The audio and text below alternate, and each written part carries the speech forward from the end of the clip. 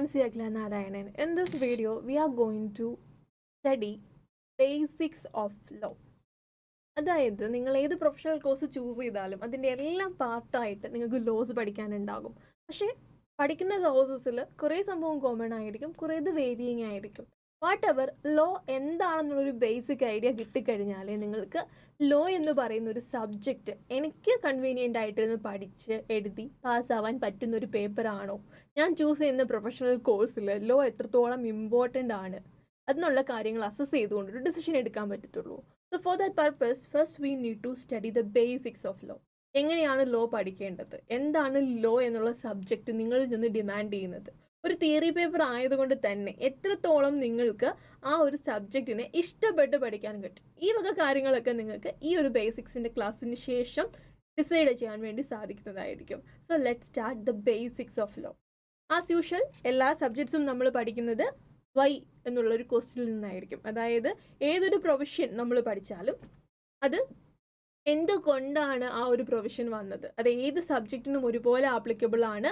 Detail ആയിട്ട് തന്നെ ഈ പറയുന്ന ഹൗ, വിച്ച്, വൈ, വാട്ട്, ഈ ഒരു നമ്മൾ പറയില്ലേ 5WH ക്വസ്റ്റ്യൻസ്, അതിനെക്കുറിച്ച് ആഷിഫ് സാറിൻ്റെ ക്ലാസ്സിൽ ഡീറ്റെയിൽ ആയിട്ട് പറഞ്ഞിട്ടുണ്ടാവും. നിങ്ങൾക്ക് അതിൻ്റെ ഐഡിയ കിട്ടും.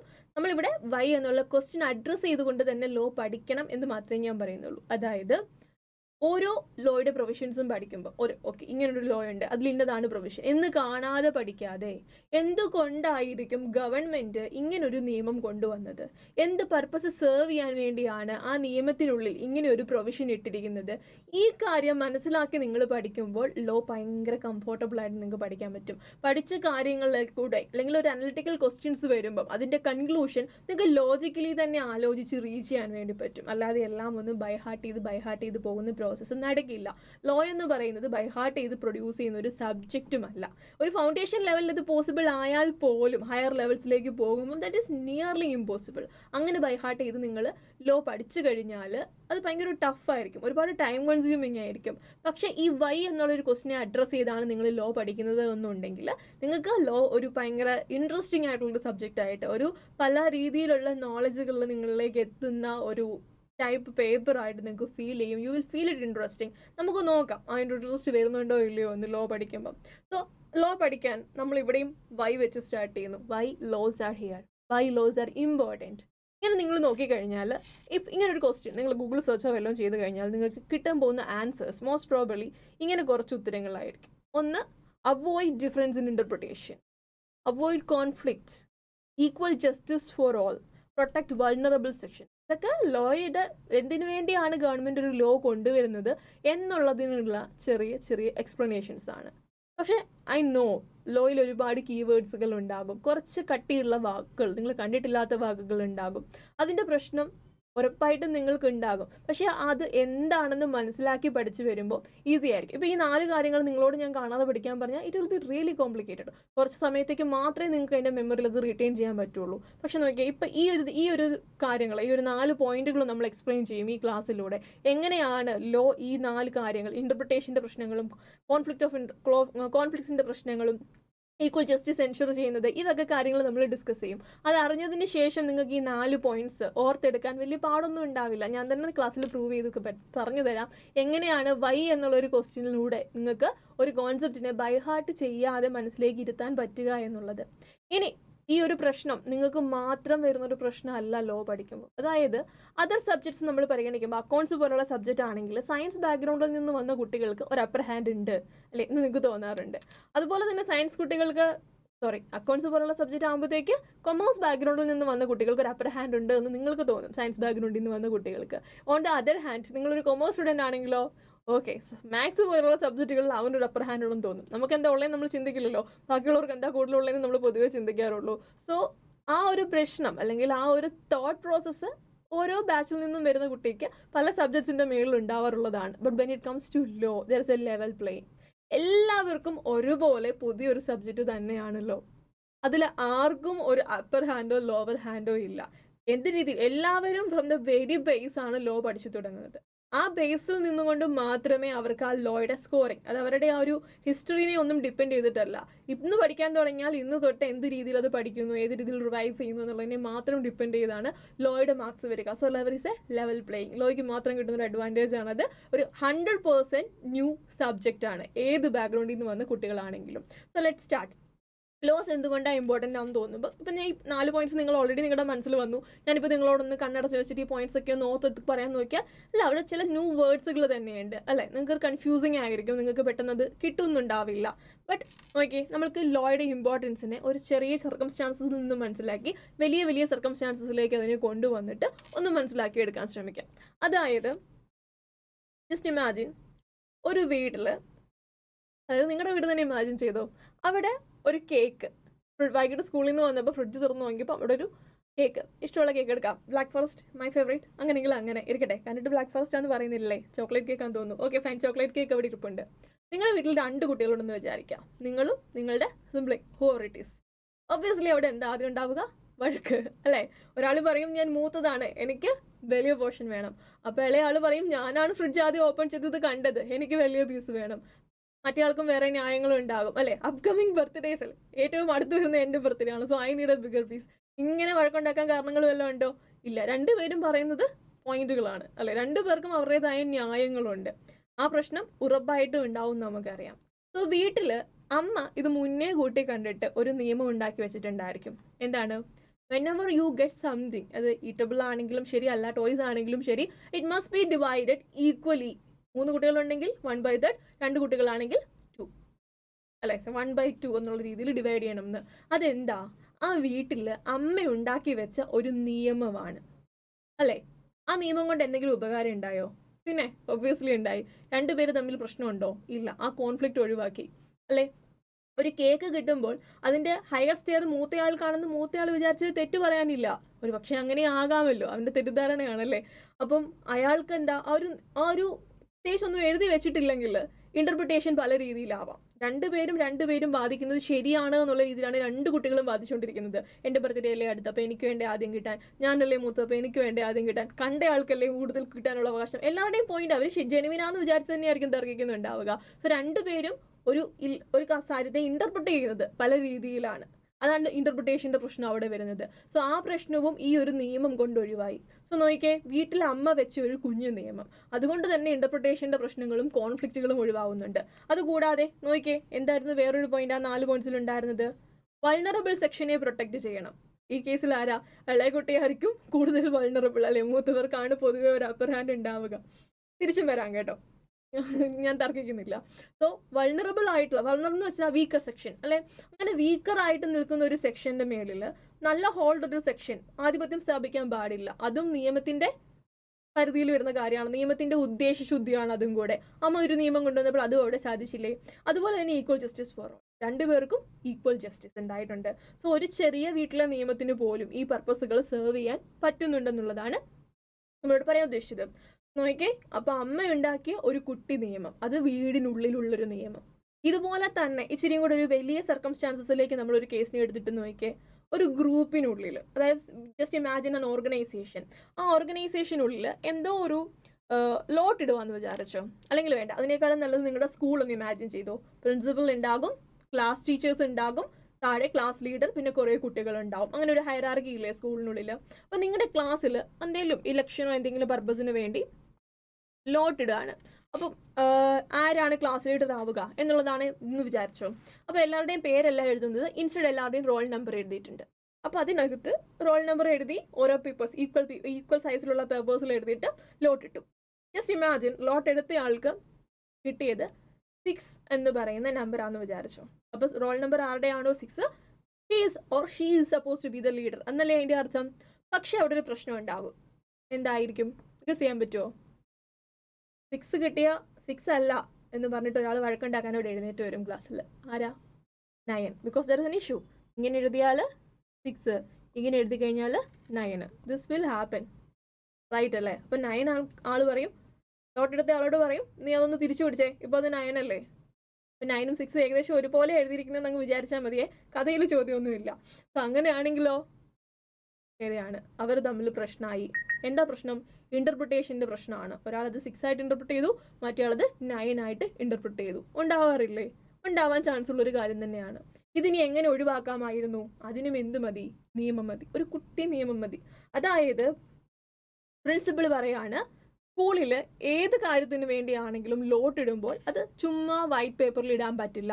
അതിന് കറക്റ്റ് ആയിട്ടുള്ള, നമ്മൾ ബാലറ്റ് പേപ്പറൊക്കെ യൂസ് ചെയ്യുന്നത് പോലുള്ള പേപ്പർ ഉണ്ടാകും. മാത്രമല്ല ആ പേപ്പറിൻ്റെ അടിയിൽ ലോട്ട് നടത്തുന്നയാൾ, അങ്ങനെയാണെങ്കിൽ ക്ലാസ് ടീച്ചർ എങ്കിൽ ക്ലാസ് ടീച്ചർ, വേറൊരു ലീഡറോ മറ്റോ അല്ലെങ്കിൽ പഴയ ലീഡറോ മറ്റോ ഉണ്ടെങ്കിൽ ആ ലീഡറിൻ്റെ ഇനിഷ്യൽ, ഏതെങ്കിലും ഒരു അതോറിറ്റിയുടെ ഇനിഷ്യൽ അതിൻ്റെ ബോട്ടം സൈഡിൽ ഉണ്ടാവണം എന്ന് പറഞ്ഞു വെച്ചിട്ടുണ്ട് എന്ന് വിചാരിക്കാം.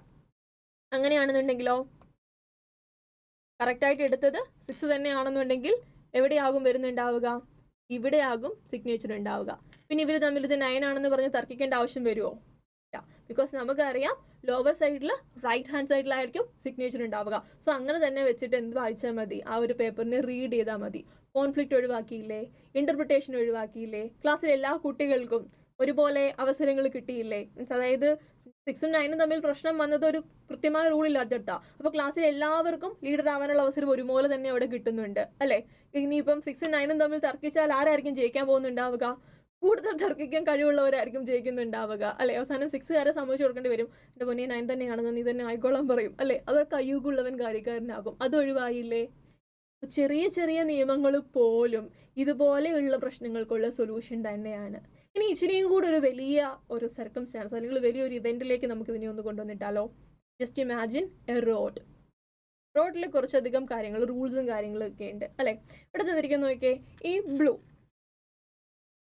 ഈ ബ്ലൂ കാറ് ഫ്രണ്ടിൽ പോകുന്ന കാറിനെ ഓവർടേക്ക് ചെയ്യാൻ വേണ്ടി ശ്രമിക്കുകയാണ്. സോ നിങ്ങൾക്കറിയാം ഈ സൈഡിൽ കൂടെ ഓവർടേക്ക് ചെയ്യാൻ പാടുണ്ടോ? ഇല്ല. എങ്ങനെ ഓവർടേക്ക് ചെയ്യുക? ഇതിൽ ഓവർടേക്ക് ചെയ്യുന്നതാണ് റൈറ്റ് അല്ലേ? റൈറ്റ് ഹാൻഡ് സൈഡിൽ കൂടെ മാത്രമേ നമ്മൾ ഓവർടേക്ക് ചെയ്യാൻ പാടുള്ളൂ. ലെഫ്റ്റ് സൈഡിൽ കൂടെ ഓവർടേക്ക് ചെയ്യാൻ പാടില്ല. അതൊരു നിയമം ഉള്ളത് കൊണ്ടല്ലേ? പ്രത്യേകിച്ച് ഒരു നിയമവും ഇല്ല. ഈ ബ്ലൂ ഇതിലെ നേരെ അങ്ങോട്ട് പോവുക. അപ്പോൾ എന്തായിരിക്കും സംഭവിക്കുന്നുണ്ടാവുക? ഇതിലെ വേറെ വല്ല വണ്ടിയോ ഓവർടേക്ക് ചെയ്തോ വല്ലതും വരുന്ന കാണുമ്പോഴത്തേക്ക് ഇയാൾ എന്ത് ചെയ്യും? ഇയാൾ നേരെ ഇങ്ങോട്ട് മാറ്റും. കാണുന്നില്ലല്ലോ, ഈ ഇൻഡിക്കേറ്റർ ഇട്ടിരിക്കുന്ന കാര്യങ്ങളോ ഒന്നും ഫ്രണ്ടിൽ പോകുന്ന ഈ വണ്ടിക്ക് കാണാൻ പറ്റില്ല. ഇയാൾ ഇങ്ങോട്ട് മാറ്റും, ഇവർ തമ്മിൽ ക്ലാഷ് ആവും. രണ്ടുപേരും തമ്മിൽ തർക്കിക്കാൻ തുടങ്ങും അല്ലേ? ബ്ലൂ ടാളെന്ന് പറയും, ഞാനൊന്നും ചെയ്തില്ല, ഞാൻ നേരെ അങ്ങ് പോയതേ ഉള്ളൂ, എൻ്റെ ഫ്രണ്ടിലുള്ള സ്പേസ് ഫ്രീ ആയിരുന്നു, അതുകൊണ്ടാണ് ഞാൻ പോയത്, താൻ എന്തിനാ ഇങ്ങോട്ട് മാറ്റിയെന്ന് ചോദിക്കും അല്ലേ? ഇയാൾ എന്ത് പറയും? നീ ഈ സൈഡിൽ ഇൻഡിക്കേറ്റർ ഇട്ടിട്ട് ഫ്രണ്ടിലോട്ട് വന്നാൽ ഞാനത് എങ്ങനെ കാണാനാ എന്ന് പറഞ്ഞ് വൈറ്റ് കാറുകാരന് പുള്ളിയും പതിക്കും. രണ്ടുപേരും തർക്കിക്കും അല്ലേ? അപ്പോൾ അവിടെ ശരിക്കും ആ തർക്കം ഉണ്ടാവാനുള്ള സ്കോപ്പ് എന്താ? അവിടെ ഒരു നിയമം ഇല്ലെങ്കിൽ എന്നാണ് ഞാൻ പറഞ്ഞത് അല്ലേ? ശരിക്കും ഇപ്പോഴത്തെ സിറ്റുവേഷനിൽ ഈ ഒരു തർക്കം ഉണ്ടാകുമോ? ബിക്കോസ് അവിടെ എന്തുണ്ട്? മോട്ടോർ വെഹിക്കിൾ ആക്ട് അല്ല. അപ്പോൾ ഇന്ത്യയിലുള്ള ഏത് റോഡിലൂടെ ഓടുന്ന വാഹനങ്ങൾക്കും റോഡിലുള്ള എല്ലാ ഗതാഗതങ്ങൾക്കും ആപ്ലിക്കബിൾ ആയിട്ട് ഒരു ബിഗർ ലോ നമുക്കുണ്ട്, മോട്ടോർ വെഹിക്കിൾ ആക്ട്. ആ ആക്ടിൽ എന്ത് പറഞ്ഞിട്ടുണ്ട്? ക്ലിയർ ആയിട്ട് പറഞ്ഞിട്ടുണ്ട്, ലെഫ്റ്റ് സൈഡിൽ ഓവർടേക്കിംഗ് പാടില്ല, റൈറ്റ് സൈഡിൽ കൂടെ മാത്രമേ ഓവർടേക്ക് ചെയ്യാൻ പാടുള്ളൂ. ദാറ്റ് മീൻസ് ഇനി അവിടെ ഇന്റർപ്രിട്ടേഷൻ സ്കോപ്പ് ഉണ്ടോ? ഇല്ല. രണ്ടുപേരും തമ്മിൽ കോൺഫ്ലിക്റ്റിന് സ്കോപ്പ് ഉണ്ടോ? ഇല്ല. കയ്യൂക്കുള്ളവൻ കാര്യക്കാരനാകുമോ? വൾണറബിൾ സെക്ഷൻസിന് എന്തെങ്കിലും പ്രശ്നം വരാൻ ചാൻസ് ഉണ്ടോ? ഇല്ല. പ്രൊട്ടക്റ്റഡ് ആണ്. രണ്ടുപേർക്കും ഈക്വൽ ജസ്റ്റിസ് ഉണ്ടോ? യെസ് അല്ലെ? ഈക്വൽ ജസ്റ്റിസ് അവിടെ റോഡിലൂടെ എല്ലാവർക്കും ഈ റൂൾ ആപ്ലിക്കബിൾ ആണ്. എല്ലാവർക്കും ഈക്വൽ ജസ്റ്റിസും അവിടെ കിട്ടുന്നുണ്ട്. മനസ്സിലായോ? ഇച്ചിരിയും കൂടെ വലിയ പ്രൊമൈസസിൽ. ഇനി ഇതിനേക്കാളും ഇച്ചിരിയും കൂടെ വലിയൊരു സർക്കംസ്റ്റാൻസസിൽ ഇട്ടിട്ട് ഇതിനെ ഒന്ന് ചിന്തിച്ച് നോക്കിക്കേ. നമ്മൾ ആദ്യം എന്ത് ചെയ്തു? ഒരു വീടിനുള്ളിലെ നിയമം കണ്ടു, പിന്നെ ഒരു സ്കൂളിനുള്ളിലെ നിയമം കണ്ടു, പിന്നെ ഇന്ത്യയിലെ എല്ലാ റോഡുകൾക്കും ആപ്ലിക്കബിൾ ആയിട്ടുള്ള നിയമങ്ങൾ കണ്ടു. സോ ഇതുപോലുള്ള നിയമങ്ങൾ ആർക്ക് ആപ്ലിക്കബിൾ ആവുന്ന ഇച്ചിരി കൂടെ വലിയ പ്രൊമൈസസ് എന്ന് പറയുമ്പോഴത്തേക്ക് entire India. Just imagine, India ഇപ്പോൾ ഇമാജിൻ ചെയ്താൽ മതി. സോ ഇന്ത്യയിലെ എല്ലാ ജനങ്ങൾക്കും ആപ്ലിക്കബിൾ ആയിട്ടുള്ള നിയമങ്ങൾ നമ്മൾ കൊണ്ടുവന്നില്ലെങ്കിൽ എന്താ സംഭവിക്കുക? ഇതുപോലെയുള്ള കോൺഫ്ലിക്റ്റുകളും ഇന്റർപ്രിട്ടേഷനിലുള്ള ഡിഫറൻസുകളും വൾണറബിൾ സെക്ഷനെ വേണ്ട അവകാശങ്ങൾ കിട്ടാതിരിക്കലും പിന്നെ എന്താ സംഭവിക്കുക? ഇങ്ങനെയുള്ള പ്രശ്നങ്ങൾ ഇങ്ങനെ വന്നുകൊണ്ടേയിരിക്കും. സോ ഇതെല്ലാം എന്ത് ചെയ്യണം? ഒഴിവാക്കേണ്ടതായിട്ടുണ്ട്. സോ ഇങ്ങനെയുള്ള പ്രശ്നങ്ങളെല്ലാം ഒഴിവാക്കാൻ വേണ്ടിയിട്ട് നമുക്ക് എന്ത് വേണം? നിയമം വേണം. ആരോടാ നമ്മൾ ഈ നിയമങ്ങൾ പറയുന്നത്? വീട്ടിലെ അമ്മ കുഞ്ഞുങ്ങളോട് പറയുന്ന പോലെ, സ്കൂളിൽ പ്രിൻസിപ്പൽ ടീച്ചേഴ്സ് അല്ല കുട്ടികളോടും ടീച്ചേഴ്സിനോടും പറയുന്നത് പോലെ, റോഡിൽ ഡ്രൈവ് ചെയ്യുന്നവരോടൊക്കെ പറയുന്ന പോലെ, ഇന്ത്യയിലാവുമ്പോൾ എല്ലാ ജനങ്ങൾക്കും ആപ്ലിക്കബിൾ ആയിട്ടുള്ളൊരു നിയമങ്ങൾ വേണം. അല്ലെങ്കിൽ കോൺഫ്ലിക്റ്റിൻ്റെ പ്രശ്നങ്ങൾ, ഇന്റർപ്രിട്ടേഷൻ്റെ പ്രശ്നങ്ങളൊക്കെ ഇങ്ങനെ വന്നുകൊണ്ടേയിരിക്കും. സോ നിയമമാണ് എന്ത്? ഈ പ്രശ്നങ്ങളൊക്കെ ഉണ്ടാകുന്നതിന് മുൻപേ അതിനുള്ള സൊല്യൂഷൻസ് പറയുന്നത്. നിയമത്തിന്റെ പ്രത്യേകത മനസ്സിലായോ?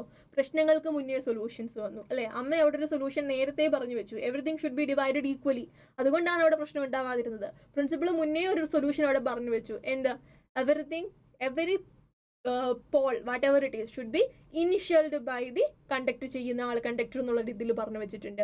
സോ അങ്ങനെ നിയമങ്ങൾ മുന്നേ വരുന്നു. അപ്പം വരാൻ പോകുന്ന ഒരു കോൺഫ്ലിക്റ്റിനെ ഒഴിവാക്കാൻ വേണ്ടിയും നിയമങ്ങൾ ഉണ്ടാവാറുണ്ട്. ഇനി ആ നിയമം ഇല്ലാത്തതിന്റെ പേരിൽ ഒരു കോൺഫ്ലിക്റ്റ് ഉണ്ടായാലോ, കോടതിയിൽ ചെല്ലും, കോടതി അതിനൊരു സൊല്യൂഷൻ പറയും, എന്നിട്ട് എന്ത് പറയും? അതിനൊരു നിയമം ഉണ്ടാക്കാൻ പറയും അല്ലെ? പിന്നീട് അതൊരു നിയമമായിട്ട് മാറിക്കോളും. സബ്സിക്വന്റ്ലി ആണെങ്കിലും ഇനി പിന്നീട് ഫ്യൂച്ചറിൽ ആ പ്രശ്നം വരുമ്പോൾ റിപ്പീറ്റ് ചെയ്യാതിരിക്കാൻ വേണ്ടി അതിനൊരു നിയമം വരും. ഇങ്ങനെയാണ് നിയമങ്ങൾ സ്ട്രക്ചർ ചെയ്യപ്പെടുക.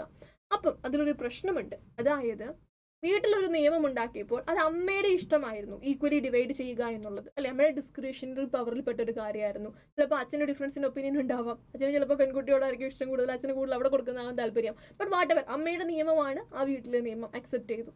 അതുപോലെ തന്നെ പ്രിൻസിപ്പൽ ഉണ്ടാക്കിയത് എൻ്റെ സ്കൂൾ മൈ റൂൾസ്, അങ്ങനെയല്ലേ? പ്രിൻസിപ്പലിന്റെ ഡിസ്ക്രിപ്ഷൻ, പ്രിൻസിപ്പലിന്റെ ഇഷ്ടത്തിനനുസരിച്ചാണ് ഒരു നിയമം ഉണ്ടായത്. പക്ഷെ മോട്ടോർ വെഹിക്കിൾ ആക്ട് ഒന്നും വരുമ്പോൾ അങ്ങനെയല്ല, ഒരു കുറേ അധികം ഗ്രൂപ്പിനെ കൺസിഡർ ചെയ്തിട്ടുണ്ടാകും അല്ലെ?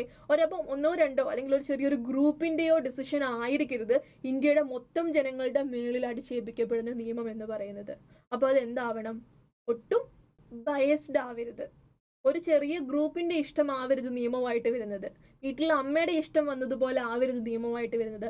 എല്ലാ ജനങ്ങൾക്കും ഈക്വൽ ജസ്റ്റിസ് കൊടുക്കണം. എല്ലാ ജനങ്ങൾക്കും ഈക്വൽ ആയിട്ട് വൾണറബിൾ സെക്ഷൻ താഴെ പോകാതെ നോക്കണം അല്ലെ? അപ്പോൾ ഒരു നിയമം ഉണ്ടാക്കുമ്പോൾ എന്തൊക്കെ കാര്യങ്ങൾ കെയർഫുൾ ആയിരിക്കണം?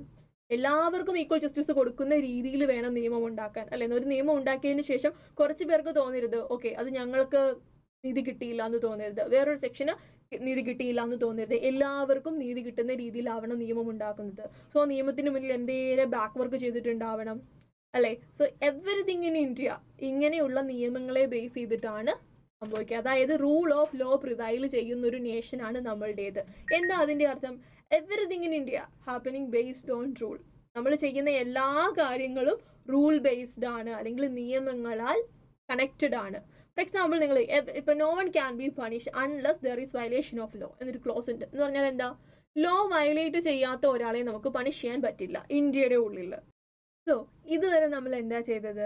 ഒരു ചെറിയ സർക്കംസ്റ്റാൻസസിൽ തുടങ്ങിയിട്ട് വലിയ വലിയ വലിയ സർക്കംസ്റ്റാൻസിൽ നിയമങ്ങളുടെ ഇമ്പോർട്ടൻസ് അത് എങ്ങനെയാണെന്നുള്ളത് നമ്മൾ കണ്ടു അല്ലെ? വീട്ടിലെ നിയമം കൊണ്ട് കാരണം എന്തൊക്കെ ഗുണങ്ങൾ ഉണ്ടായി, റോഡിലെ നിയമങ്ങളുള്ളത് കൊണ്ട് എന്ത് ഗുണങ്ങളുണ്ടായി, നമ്മൾ ഓൾറെഡി കണ്ടു കഴിഞ്ഞതാണ് അല്ലെ? കോൺഫ്ലിക്റ്റുകൾ ഒഴിവാകും, ഈക്വൽ ജസ്റ്റിസ് കിട്ടും, വൾണറബിൾ സെക്ഷന് ജസ്റ്റിസ് കിട്ടും, അങ്ങനെ കുറേ അധികം കാര്യങ്ങൾ. അപ്പം എല്ലാവർക്കും ആപ്ലിക്കബിൾ ആയിട്ടുള്ള നിയമങ്ങൾ ഉണ്ടെങ്കിലേ ഈ പറയുന്ന രീതിയിലുള്ള കോൺഫ്ലിക്റ്റും പ്രശ്നങ്ങളും ഒന്നുമില്ലാതെ ഈക്വൽ ജസ്റ്റിസ് ഇന്ത്യയിലെ എല്ലാ ജനങ്ങൾക്കും കിട്ടുള്ളൂ. സോ ഇന്ത്യയിൽ എന്തുണ്ടാവണം? എല്ലാ കാര്യത്തിനും നിയമങ്ങൾ ഉണ്ടാവണം. നമ്മളുടെ ഇന്ത്യ എന്ന് പറയുന്നത് റൂൾ ഓഫ് ലോ പ്രിവൈൽ ചെയ്യുന്ന നേഷനാണ്. എന്ന് പറഞ്ഞാൽ എന്താ? No one can be punished unless there is violation of law. Simple, കട്ടിയൊന്നുമില്ല, ഞാനൊന്ന് പറഞ്ഞില്ല, ഞാൻ മലയാളത്തിൽ പറഞ്ഞു തരാം. ലോ വയലേറ്റ് ചെയ്യാത്ത ഒരാൾക്ക് ഇന്ത്യയിൽ പണിഷ്മെന്റ് കിട്ടത്തില്ല. അതായത് നിങ്ങൾക്ക് പെറ്റ് കിട്ടിയിട്ടുണ്ടെങ്കിൽ അതിൻ്റെ അർത്ഥം എന്താ? നിങ്ങൾ ഏതോ നിയമം വയലേറ്റ് ചെയ്തത് കൊണ്ടാണ്, നിങ്ങൾ ഹെൽമെറ്റ് വെക്കാത്തത് കൊണ്ടാണ്, നിങ്ങൾ റോങ് സൈഡിൽ പാർക്ക് ചെയ്തത് കൊണ്ടാണ് അല്ലേ? അതുപോലെ തന്നെ നിങ്ങൾ ഏതെങ്കിലും ഒരു ചെറിയ പ്രശ്നത്തിന്റെ പേരിൽ നിങ്ങളെ പോലീസ് സ്റ്റേഷനിൽ വിളിപ്പിക്കുകയോ അങ്ങനെ എന്തെങ്കിലും സംഭവിച്ചിട്ടുണ്ടെങ്കിൽ യൂഷ്വലി അവിടെ സംഭവിച്ചിട്ടുണ്ടാവുക എന്താ? നിങ്ങൾ ആരെങ്കിലും തമ്മിൽ വഴക്കുണ്ടാക്കി, നിങ്ങൾ വേറൊരാളെ അടിച്ചു, അങ്ങനെയൊക്കെ സംഭവിക്കുമ്പോൾ എന്താ? ശരിക്കും ഇന്ത്യയിലെ നിയമം പറഞ്ഞിട്ടുണ്ട്, ഒരു മനുഷ്യൻ മറ്റൊരു മനുഷ്യനെ എന്ത് ചെയ്യാൻ പാടില്ല? ഹേർട്ട് ചെയ്യാൻ വേണ്ടി പാടില്ല. ഇന്ത്യൻ പീനൽ കോഡിലൊക്കെ അതിന് ക്ലോസസ് ഉണ്ട്. അത് നിങ്ങൾ വയലേറ്റ് ചെയ്തതുകൊണ്ടാണ് നിങ്ങൾ എവിടെ പോകേണ്ടി വന്നത്? പോലീസ് സ്റ്റേഷനിൽ പോകേണ്ടി വന്നത്. അല്ലെങ്കിൽ കോടതിയിൽ പോയിട്ട് വന്നിട്ടുണ്ടെങ്കിലും അത് തന്നെയായിരിക്കും കാരണം. ലാൻഡ് എഗ്രിമെന്റ് അങ്ങനെ എന്തെങ്കിലും ഡീഡുകളൊക്കെ റിലേറ്റഡ് ആയിട്ട് രണ്ടുപേരും തമ്മിലൊരു കോൺട്രാക്ട് എഴുതി ഉണ്ടാക്കി, ഞാൻ ഇന്ന സാധനം നിനക്ക് തന്നോളാം എന്ന് പറഞ്ഞു, ഇന്ന ഡേറ്റിൽ നീ എനിക്ക് തിരിച്ച് ക്യാഷ് തരണം എന്ന് പറഞ്ഞു. ക്യാഷ് തന്നില്ലെങ്കിലോ he will go to consumer court. Because അവിടെ എന്താ? അവിടെ ഒരാളുടെ റൈറ്റ് വയലേറ്റ് ചെയ്യപ്പെട്ടു. അതുകൊണ്ടാണ് കോടതിയിൽ പോകുന്നത്. So when ever you are getting A punishment, അവിടെ നിങ്ങൾ എന്ത് ചെയ്തിട്ടുണ്ട്? ഒരു ലോ വയലേറ്റ് ചെയ്തിട്ടുണ്ട്. ഇന്ത്യയിൽ നിങ്ങൾ നിൽക്കുമ്പോഴും നടക്കുമ്പോഴും ഇരിക്കുമ്പോഴും എല്ലാം നിയമത്തിന്റെ ഒരു കൂടെയാണ് നിങ്ങൾ നടക്കുന്നത്. ഫോർ എക്സാമ്പിൾ, നിങ്ങൾക്ക് നിലത്ത് കിടന്നൊരു സാധനം കിട്ടി, നിങ്ങൾ ഉടനെ എന്തായി? ഫൈൻഡർ ഓഫ് ലോസ്റ്റ് ഗുഡായി, നഷ്ടപ്പെട്ടു പോയൊരു സാധനത്തിന്റെ ഫൈൻഡറായി. നിയമം, കോൺട്രാക്ട് ആക്ട് എന്ന് പറയുന്നൊരു നിയമം നിങ്ങളുടെ മേളിൽ കുറച്ച് ഉത്തരവാദിത്തങ്ങൾ പറഞ്ഞിട്ടുണ്ട്. ഒറിജിനൽ ഓണറിനെ കണ്ടെത്തി തിരിച്ചു കൊടുക്കുക, അങ്ങനെ കുറേ കാര്യങ്ങൾ. സോ അതുപോലെ നിങ്ങളൊരു ബസ്സിൽ കയറുമ്പോൾ ബസ്സും നിങ്ങളും തമ്മിൽ ഒരു കോൺട്രാക്റ്റിലാണ് അല്ലേ? പൈസ കൊടുക്കുന്നു, നിങ്ങളെ ആ പറയുന്ന സ്ഥലത്ത് ഇറക്കുന്നു. ഇറക്കിയില്ലെങ്കിൽ നിങ്ങൾക്ക് പോയി കേസ് കൊടുക്കത്തില്ലേ? Yes, because there is a violation of law. അങ്ങനെ എന്തിനും ഏതിനും നിയമങ്ങളെ ബേസ് ചെയ്തിട്ടാണ് ഒരു ഇന്ത്യൻ പൗരനായിട്ടുള്ള നിങ്ങളെല്ലാവരും ജീവിക്കുന്നുള്ളത്. മറ്റു പല രാജ്യങ്ങളും നിയമം ഇല്ല എന്നല്ല പറയുന്നത്, എല്ലായിടത്തും ഉണ്ട്. ബട്ട് ജസ്റ്റ് ഇമാജിൻ, ഇന്ത്യയിൽ നമ്മളോട് ഇന്ന ഡ്രസ്സേ ധരിക്കാവൂ, അല്ലെങ്കിൽ സ്ത്രീകൾ ചില റിലീജിയസ് ആയിട്ടുള്ള ഡ്രസ്സസ് ഒക്കെ പറയാൻ നിർബന്ധം എന്ന് പറയുന്ന ചില കൺട്രികളില്ലേ, അങ്ങനത്തെ ഒരു സംഭവം നമ്മുടെ ഇന്ത്യയിൽ പറഞ്ഞിട്ടില്ലല്ലോ. ഇല്ല. അങ്ങനെയാണെങ്കിൽ ഇഷ്ടമുള്ള വസ്ത്രം ആർക്കും ധരിക്കാം അല്ലേ. അതിൽ കംഫർട്ടബിൾ അല്ല അല്ലെങ്കിൽ കുറച്ച് ആളുകൾക്ക് ശരിയല്ല എന്ന് തോന്നുന്ന ഒരു വസ്ത്രം ഒരാൾ ധരിച്ചു എന്നതിൻ്റെ പേരിൽ അയാൾ പോലീസ് പിടിക്കുമോ, അയാൾക്ക് കോടതിയിൽ പോകേണ്ടി വരുമോ? ഇല്ല. ബിക്കോസ് നമ്മളുടെ നിയമം ആ ഒരു വസ്ത്രധാരണ സ്വാതന്ത്ര്യത്തെ റെസ്ട്രിക്റ്റ് ചെയ്തിട്ടില്ല. അതുകൊണ്ട് തന്നെ there is no violation of law. He cannot be punished അല്ലെങ്കിൽ ഹി cannot be punished അല്ലേ. സോ വയലേഷൻ ഓഫ് ലോ ഉണ്ടെങ്കിൽ മാത്രമേ ഇന്ത്യയിൽ എന്തുള്ളൂ, പണിഷ്മെന്റ് ഉള്ളൂ. So everything we do is based on law. അതല്ലാതെ നമ്മൾ എന്തെങ്കിലും ചെയ്തിട്ടുണ്ടെങ്കിലോ നമുക്ക് പണിഷ്മെന്റ് കിട്ടും. അത്രയും ഇമ്പോർട്ടൻ്റ് ആണ് ഇന്ത്യയിൽ നിയമങ്ങൾ എന്ന് പറയുന്നത്. നിങ്ങൾ ഇനി എന്താ ആലോചിച്ച് നോക്കിയാൽ മതി. നിങ്ങൾ കടയിൽ പോയൊരു സാധനം വാങ്ങിക്കുമ്പോൾ എന്തോ നിയമമുണ്ട് അവിടെ. എന്താ? സെയിൽ ഓഫ് ഗുഡ്സ് ആക്ട് ആയിരിക്കും. സാധനം വിൽക്കുന്നു, വാങ്ങുന്നു. നിങ്ങൾ നിങ്ങളുടെ കൂട്ടുകാരനും തമ്മിൽ ഒരു ബുക്ക് അങ്ങോട്ടും ഇങ്ങോട്ടും, ഞാൻ നാളെ ബുക്ക് തരാം, നീ നാളത്തെ എനിക്ക് തിരിച്ചു തരണം എന്ന് പറഞ്ഞാൽ നിങ്ങൾ തമ്മിലൊരു കോൺട്രാക്റ്റ് ഉണ്ട്. കോൺട്രാക്റ്റ് ആക്ട് ആയിരിക്കും. അതുപോലെ നിങ്ങൾ ചുറ്റും കാണുന്ന സ്ഥാപനങ്ങൾ, അതൊരു കമ്പനിയോ പാർട്ട്ണർഷിപ്പോ ഒക്കെ ആയിരിക്കും. ഇവരെല്ലാം റെഗുലേറ്റ് ചെയ്യാൻ നിയമങ്ങൾ ഉണ്ടായിരിക്കും. നിങ്ങളൊരു ബസ്സിൽ കയറി, നിങ്ങൾ ടിക്കറ്റ് എടുത്തു, നിങ്ങൾ അതിന് മുമ്പേ ഇറക്കി വിട്ടു. അങ്ങനെയാണെങ്കിൽ നിങ്ങൾക്ക് ബേസിക് ആയിട്ട് കിട്ടേണ്ട എന്തോ റൈറ്റ് വയലേറ്റ് ചെയ്തിട്ടുണ്ട് അല്ലേ. അല്ലെങ്കിൽ ഇനിയാണെങ്കിലും എന്ത് ചെയ്യണം, ചുമ്മാ തമാശയ്ക്ക് കൂട്ടുകാർ നമ്മൾക്ക് വഴക്കുണ്ടാക്കുമ്പോൾ നീ പോയി കേസ് കൊടുക്കണമെന്ന് പറയത്തില്ലേ, അതിൻ്റെ കൂടെ എന്തും കൂടെ ഒന്ന് ആലോചിച്ച് നോക്കണം. ഓക്കെ, അവന് കേസ് കൊടുക്കണമെങ്കിൽ ഏതോ ഒരു നിയമം അവൻ വയലേറ്റ് ചെയ്തിട്ടുണ്ടാവണം, അല്ലെങ്കിൽ ഞാൻ വയലേറ്റ് ചെയ്തുകൊണ്ടാണോ ഒന്ന് നീ പോയി കേസ് കൊടുക്കാൻ പറയുന്നത്. അങ്ങനെ പറയുമ്പോൾ ഏത് നിയമമാണ് അതെന്ന് ചുമ്മാ ഒന്ന് ചിന്തിച്ച് നോക്കണം. നിങ്ങൾ ചെയ്യുന്ന എല്ലാ കാര്യങ്ങളിലും ഏതെങ്കിലും വിധത്തിൽ, ടാക്സിന്റെ രൂപത്തിലാണെങ്കിലും ഏതെങ്കിലും വിധത്തിൽ ലോസസ് കണക്റ്റഡ് ആയിരിക്കും. So you are living along with losses. അപ്പോൾ ചുമ്മാ അങ്ങനെ ചിന്തിച്ച് നോക്കുക, ഏതൊക്കെ നിയമമാണ് ഞാൻ ചെയ്യുന്ന ഓരോ പ്രവൃത്തിയിലും കണക്റ്റഡ് ആയിട്ടുള്ളത്.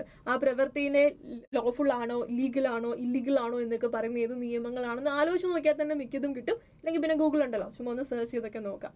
അപ്പം ഇന്ത്യയിൽ നിയമങ്ങളുണ്ടെന്ന് നമ്മൾ പറഞ്ഞു, ഒരുപാട് നിയമങ്ങളുണ്ട് അല്ലേ.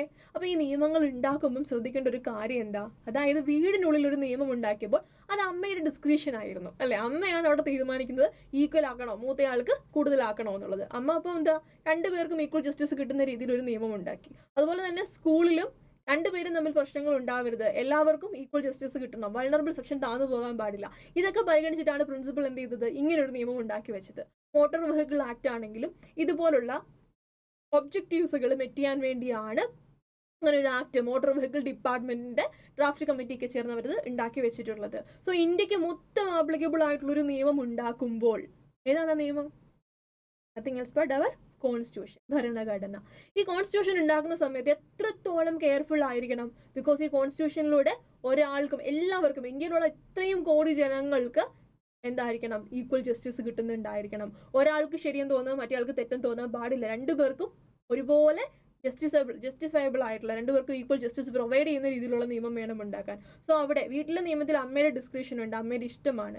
സ്കൂളിലെ നിയമത്തിൽ പ്രിൻസിപ്പലിന്റെ ഇഷ്ടമാണ് അല്ലേ. പക്ഷെ അതുപോലെ ഒരു പേഴ്സണൽ ഇഷ്ടം അല്ലെങ്കിൽ ഒരു ഗ്രൂപ്പ് ഓഫ് ആളുകളുടെ ഇഷ്ടം, അതിനെ ഡിപ്പെൻഡ് ചെയ്തായിരിക്കുമോ ഇന്ത്യയിൽ എല്ലാ ജനങ്ങൾക്കും ആപ്ലിക്കബിൾ ആയിട്ടുള്ള ഒരു നിയമം കൊണ്ടുവരുന്നുണ്ടാവുക?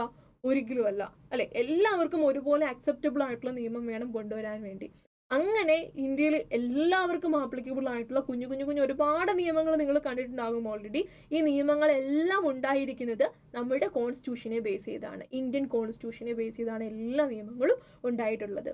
ഇനി നമ്മൾ ഈ കോൺസ്റ്റിറ്റ്യൂഷനിലേക്ക് നോക്കുമ്പോൾ അപ്പോൾ നമ്മൾ പറഞ്ഞു ഡിസ്ക്രിഷണറി ആവാൻ പാടില്ല അല്ലെ. ആരുടെയോ ഒന്നോ രണ്ടോ അല്ലെങ്കിൽ ഒരു ഗ്രൂപ്പ് ഓഫ് ആളുകളുടെയോ ഇഷ്ടങ്ങളാവാൻ പാടില്ല ഇന്ത്യയുടെ എല്ലാ ജനങ്ങളുടെയും മുകളിലേക്ക് വരുന്ന നിയമങ്ങൾ.